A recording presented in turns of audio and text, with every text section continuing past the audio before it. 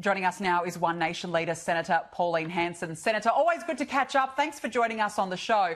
Putting this activist aside, but, he asked a legitimate question about migration. And we just had the federal budget a few days ago forecasting a slowing of net overseas migration over the forward estimates. But, can we really trust Labor? Because they have not been able to slow down the rate in 3 years. In fact, they've brought in a record number of migrants.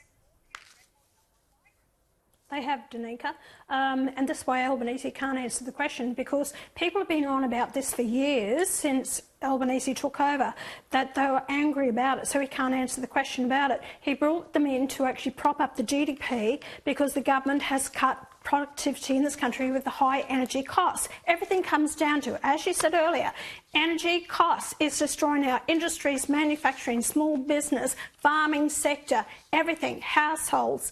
Everything comes down to the high energy costs that they've been driving all this time. So they've brought in the high immigration numbers in the country, the highest in record of the nation.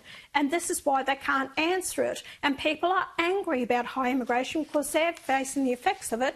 Lack of housing, rental accommodation, high rents. This all comes to high immigration. Well, Senator, it seems Anthony Albanese doesn't want to talk about power prices, as we were just saying, given the $275 fantasy never eventuated. So much so that when he was asked today, he walked right away from the energy modelling he relied on at the last election, saying, wow, that was just based on the circumstances of the time. Here's my question. Can we put any credence on anything the government says about the coalition's policy on energy, considering how badly they've failed on their own?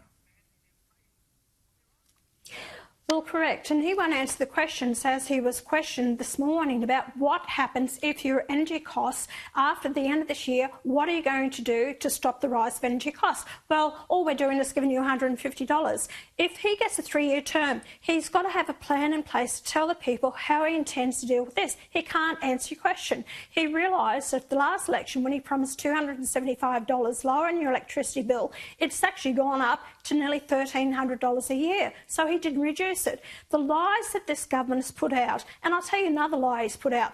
Remember the last election he promised 50 medical centres to run 24/7 in Australia. He produced 48 of that 50. But guess what? They don't run 24/7. There's only 2 that operate at that times 24/7, and that's in the western suburbs of Sydney. Now he's advocated more medical centres. He can't get the health professionals. He can't get the doctors. This is all false promises all the time from Labor that they can't deliver their promises to the Australian people.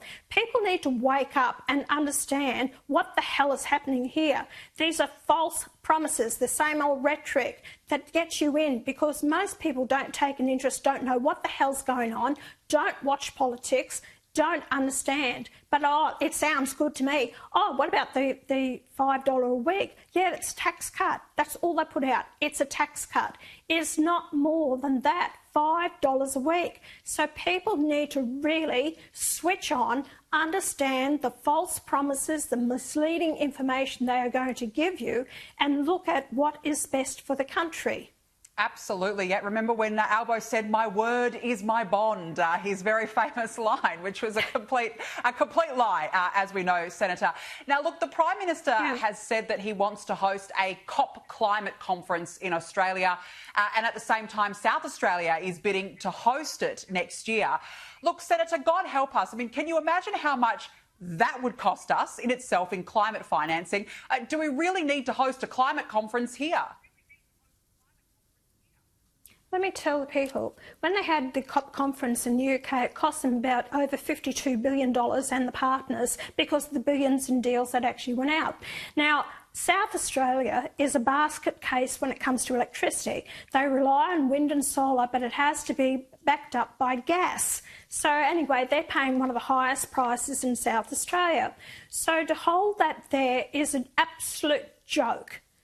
And he's going to cost the state and the country billions of dollars if he gets to hold it in Australia. I suggest don't. We can't afford these conferences. We need to get out of the Paris Agreement. Look, I've said this right from the very beginning, that it's not in our benefit. China and India, these highest polluting countries that earn carbon emissions, are not signatories to the Paris Agreement. Even Trump has got out of it. Wake up, Australia. This is destroying our economy, our standard of living, our way of life, our industries, our jobs. We cannot run this country on renewables, regardless what this Prime Minister promised you. If you die, I'll tell the people out there, you're more likely to die from lack of health care, operations, medications, than what you will from climate change, which has been going on for billions of years. Go and do your research on it, because this climate is only estimated, taken back to 1910. Climate change has been happening for millions of years, and we had higher carbon dioxide in our atmosphere when there was no humans here. So go figure, people. Understand the politics and the fear-mongering that's going on.